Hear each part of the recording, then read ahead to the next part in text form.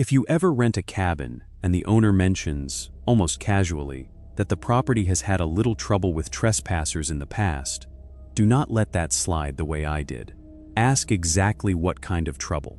Ask how recently. Because the version of that sentence I got was vague enough to sound harmless, and harmless was the last thing it actually was. I want to take this from the beginning, because the way this unfolded only makes sense if you understand how slowly the warning signs accumulated, and how easy it was, every single time, to talk myself back into believing everything was fine. This happened about 5 years ago. I had just gone through a breakup that had taken more out of me than I expected. The kind where you tell yourself you're handling it fine, right up until you realize you've barely left your apartment in 2 weeks. A friend of mine suggested I get away for a few days, somewhere quiet, somewhere with no reminders of my normal life. I found a cabin listing online, a small one-bedroom place about 3 hours outside the city, tucked into a stretch of forest near a lake, with photos that looked exactly like what I needed. Isolated, peaceful, far enough from everything that I could just exist for a few days without any pressure to be anything other than tired. I remember scrolling through that listing more times than necessary in the days leading up to the trip, looking at the same handful of photos over and over. The porch with its 2 simple chairs, the wood stove with its dark cast iron door, the small kitchen with mismatched mugs hanging from hooks above the sink. There's a particular kind of hope you put into a place before you've ever actually been there, a sense that the physical space itself is going to fix something that has nothing to do with where you are and everything to do with what you're carrying. I didn't examine that hope too closely at the time. I just wanted somewhere to put it. I called the owner to confirm the booking, a man who sounded older, maybe in his 60s, friendly enough in a slightly distracted way. Near the end of the call, almost as an afterthought, he mentioned that the property had had a little trouble with trespassers in the past. Nothing serious, just teenagers sometimes wandering through from a trail nearby, and that I shouldn't worry about it. I said okay, thanked him, and didn't think about it again. I should have asked more. I didn't. I arrived on a Friday afternoon. The cabin was smaller than the photos made it look, but in a cozy way rather than a disappointing one. One main room with a wood stove, a small kitchen along one wall, a bedroom just off the back, and a covered porch that looked out over a slope of trees leading down toward the lake, which was visible in glimpses through the branches depending on the wind. I remember standing on that porch for a long time on my first evening there, just breathing, feeling something in my chest loosen for the first time in weeks. The first night was quiet. I made a simple dinner, read for a while by the wood stove, and went to bed early, sleeping better than I had in longer than I wanted to admit. The second day I spent mostly outside, walking down to the lake, sitting by the water for hours doing nothing in particular, which was exactly the point. I came back to the cabin in the late afternoon, feeling more like myself than I had in weeks, and I remember thinking that the trip had already been worth it, regardless of what came next. It was that second night that things started to shift. I was sitting by the wood stove around 9, reading, when I heard something outside. Not loud, just a faint sound, something brushing against the side of the cabin near one of the windows. I paused, listened, and told myself it was a branch, even though I hadn't noticed any branches close enough to the cabin to reach the windows when I'd walked the perimeter earlier that day. More out of curiosity than caution, I went back to my book. About 20 minutes later, I heard it again, except this time it sounded less like a brush and more like a deliberate, slow scrape, the kind of sound something makes when it's dragged carefully rather than blown by wind. I put my book down and sat completely still, listening hard. The sound stopped almost immediately, like whoever or whatever was making it had registered that I'd stopped moving and reacted to it. I got up and walked to the window the sound had seemed to come from, the one nearest the kitchen, and looked out into the dark. I couldn't see anything beyond the immediate reach of light spilling from inside, just the vague shapes of trees and the start of the slope down toward the lake. I stood there for a couple of minutes, watching, and saw nothing move. I told myself it was an animal, a deer or a raccoon, something perfectly explainable, and I went back to my book, though I noticed I was reading the same lines over without absorbing them for a while after that. I went to bed that night earlier than I'd planned, mostly because I'd lost the desire to sit up reading in a quiet cabin with my back to a dark window. I locked the front door, which I'd left unlocked the previous 2 nights without thinking twice, and I lay in bed listening for a long time before finally falling asleep. I woke up sometime in the early morning hours, the kind of waking where you're not sure what pulled you out of sleep, but your body is already on alert before your mind catches up. I lay still, listening, and after a few seconds I heard it. Footsteps, slow and deliberate, on the wooden porch just outside my bedroom window. I did not move. I lay there in the dark, every part of me locked into stillness, listening to those footsteps cross the length of the porch, pause, and then come back the other way, back and forth, unhurried, like someone pacing while they thought something through, or like someone simply confirming that the cabin was, in fact, occupied. After what felt like several minutes but was probably closer to 1, the footsteps stopped entirely. I lay there for a long time afterward, waiting for them to start again, and they didn't. Eventually, despite everything in me telling me not to, I drifted back into a shallow, restless kind of sleep. In the morning, I went out onto the porch as soon as there was enough light to see clearly, half expecting to find nothing, half dreading exactly what I did find. There were footprints in the thin layer of dew that had settled on the wooden boards overnight, visible as slightly darker patches where the moisture had been disturbed. They ran the length of the porch and back, exactly the path the sound had traced in the dark. Boot prints, by the look of the tread pattern, definitely not bare feet, definitely not an animal of any kind. I stood there for a long time, looking at those prints, feeling the relaxed, restored feeling from the day before completely evaporate. I went inside and called the owner immediately. He sounded surprised, said again that it was probably just kids from the trail messing around, that it had happened before and nothing had ever come of it. I asked him directly if anyone had ever actually tried to get into the cabin itself, rather than just walking around outside it. He paused for a second too long before saying no, not that he was aware of, which did not feel like the confident reassurance he probably meant it to be. I almost left that day. I packed a bag, actually, sat it by the door, and then talked myself out of it, telling myself I was overreacting to teenagers messing around on a porch, that leaving early would mean losing the rest of my trip over what was probably nothing. I unpacked the bag. I wish, looking back, that I hadn't. The third night, I did something I hadn't done the first 2 nights, which was leave the porch light on and check every window and door twice before going to bed. I lay awake for a long time, tense, listening, and for the first couple of hours, nothing happened.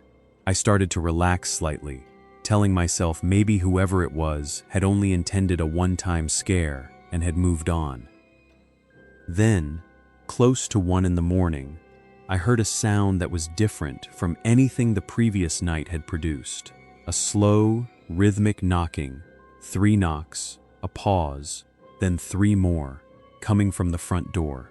I sat up in bed immediately, heart slamming, and I did not move toward the door. I called out, asking who was there, my voice far less steady than I wanted it to be. No response. The knocking came again a few seconds later.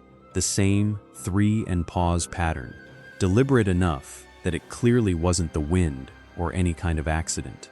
I grabbed my phone and dialed the only number I could think to call immediately, which was the local sheriff's department, whose number I'd thankfully saved after looking up the area earlier that week out of simple precaution.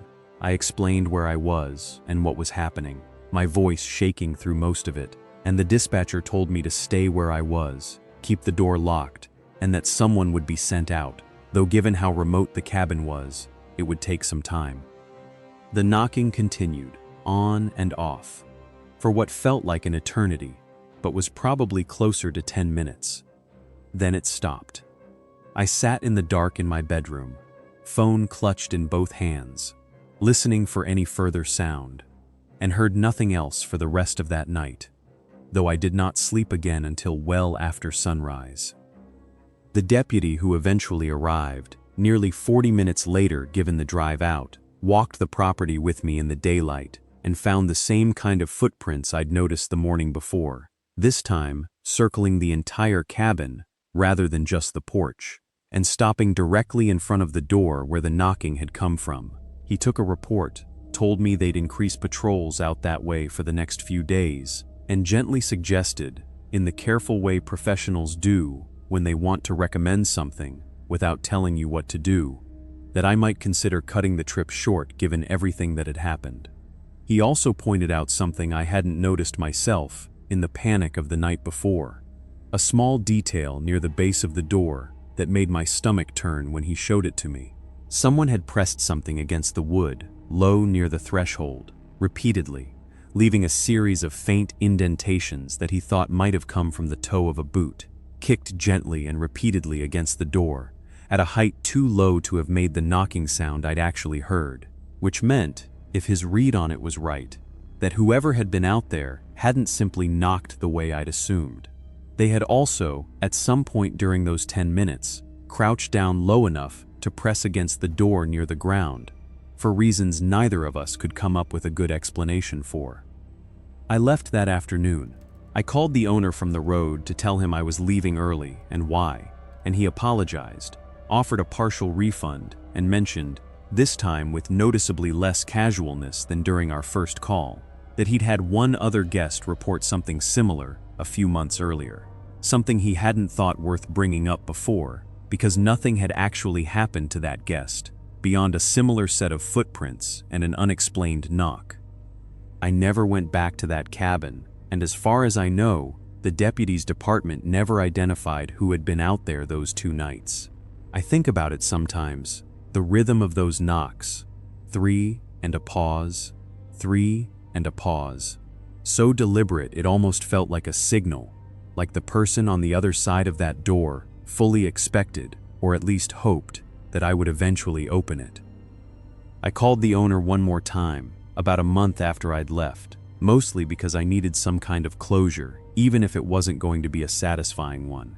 He told me he'd had no further reports since mine, that he'd installed a motion-activated light covering the front porch area as a precaution, and that he genuinely hoped whatever had happened had simply been a one-time incident rather than anything ongoing. I appreciated that he'd at least done something concrete in response, even if it came only after 2 separate guests had described feeling unsafe at the same property. I never rebooked there, obviously, and I never saw any updates suggesting the listing had been taken down either, which meant other people, presumably with no idea what had happened to me or to the guest before me, kept staying there after I left, kept walking up onto that same porch in the evenings, completely unaware of the rhythm of those knocks, still echoing somewhere in the back of my mind years later.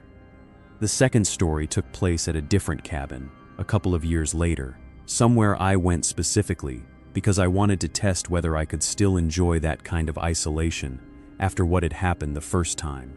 I want to be honest that I went into this trip already more cautious than I had been before, checking the cabin's reviews more carefully, calling the owner with much more pointed questions about security and past incidents.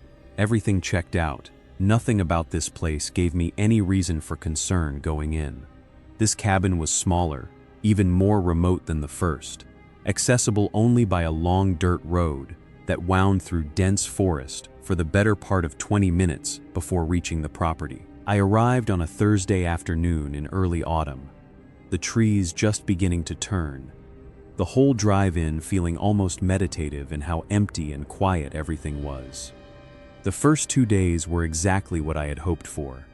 I hiked during the day, came back to the cabin in the evenings to read by the fire, slept well both nights without incident. I remember feeling a kind of cautious relief building in me, the sense that maybe the first cabin had simply been an unlucky, isolated event, not a pattern I needed to expect every time I tried to do something like this again. That relief didn't last past the 3rd evening. I had gone for a shorter walk that afternoon, just a loop around the immediate area rather than a full hike, and on my way back to the cabin, I noticed something that stopped me entirely. There was a second set of footprints in the soft dirt of the path leading up to the cabin, overlapping with my own from earlier that morning, clearly made sometime after I had left for my walk. They led directly up to the cabin's front window, the one that looked into the main living area, and stopped there. I stood at a distance for a long moment, scanning the tree line in every direction, seeing nothing but the ordinary stillness of late afternoon forest. I approached carefully, my heart picking up pace with every step, and looked at the window itself. Nothing appeared disturbed, no sign of an attempted entry, no marks on the glass or frame, just the footprints stopping directly beneath it, as though someone had stood there for some unknown length of time, looking in.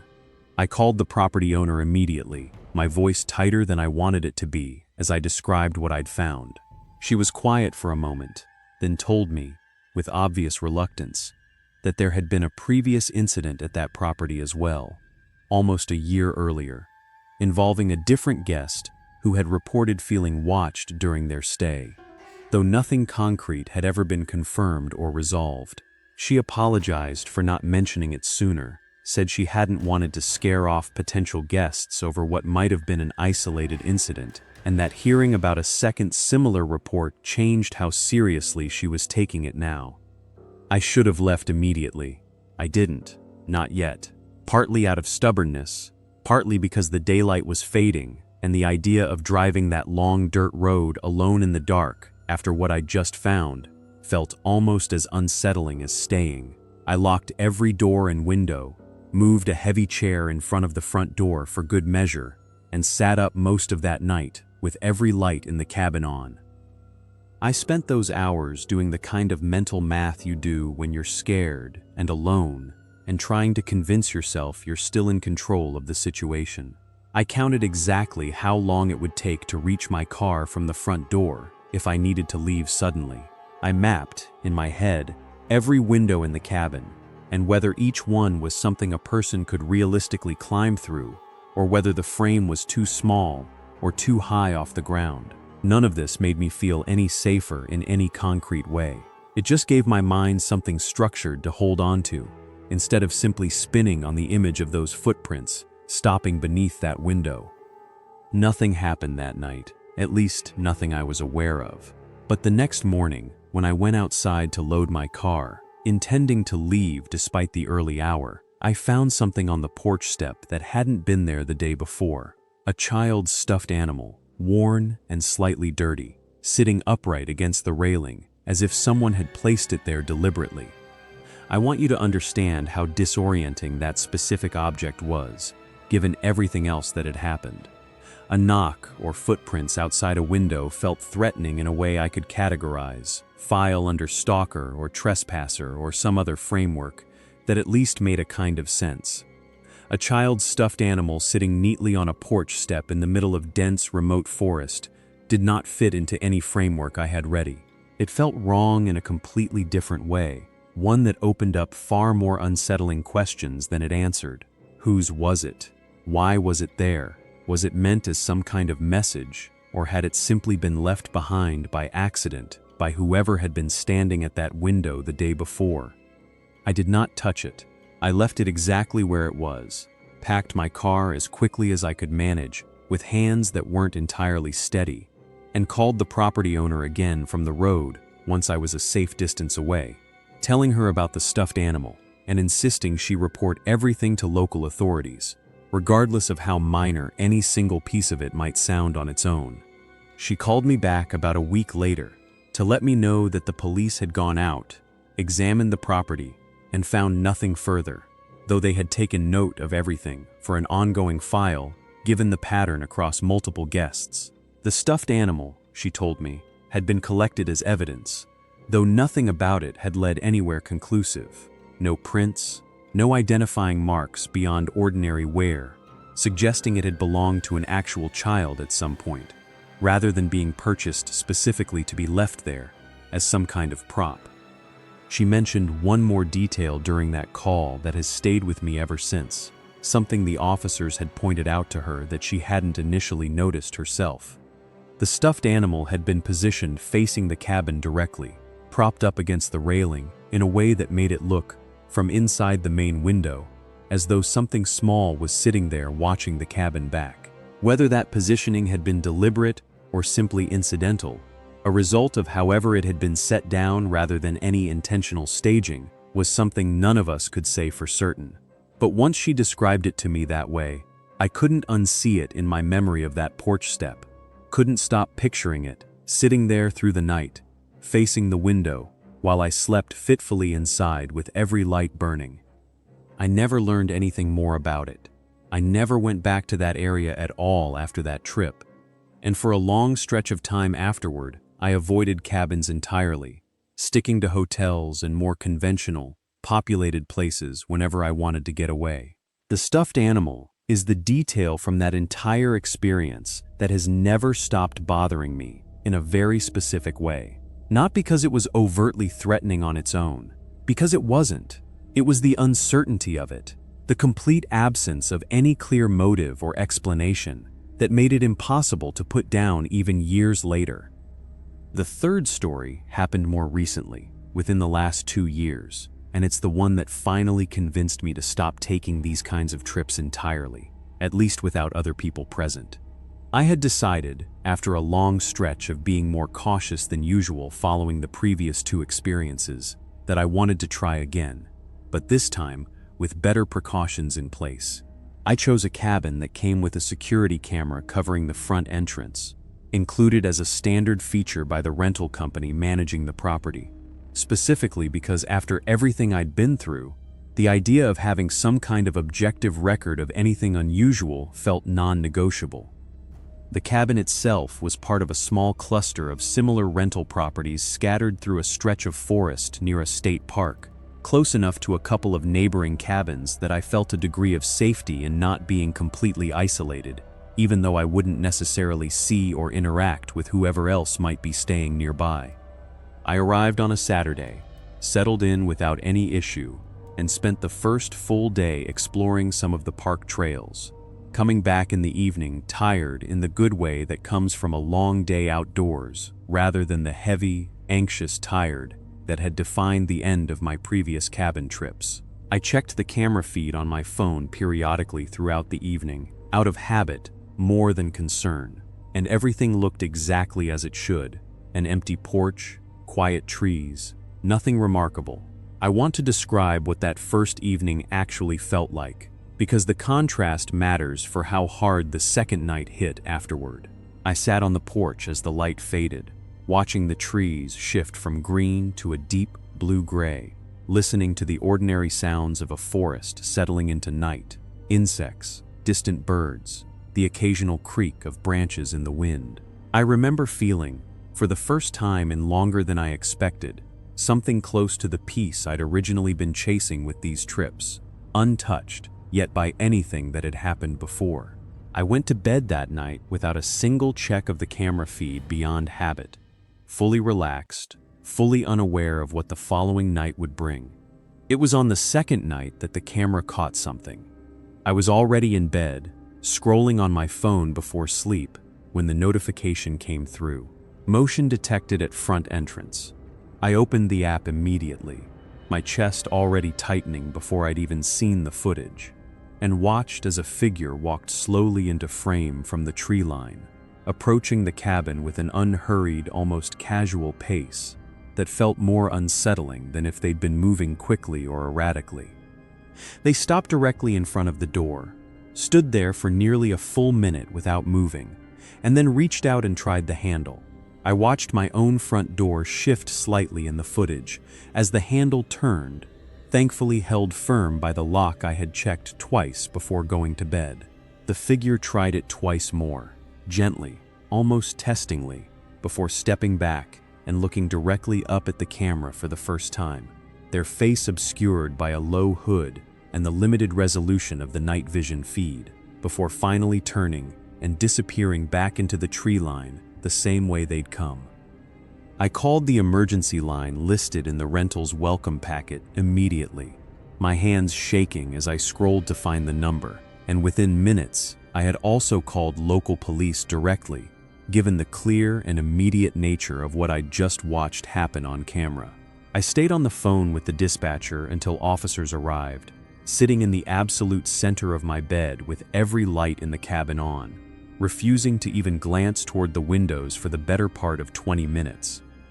When officers arrived and reviewed the footage with me, they confirmed what I already suspected, that the attempted entry was clear and deliberate, and that they would be canvassing the surrounding cabins to see if anyone else had experienced anything similar.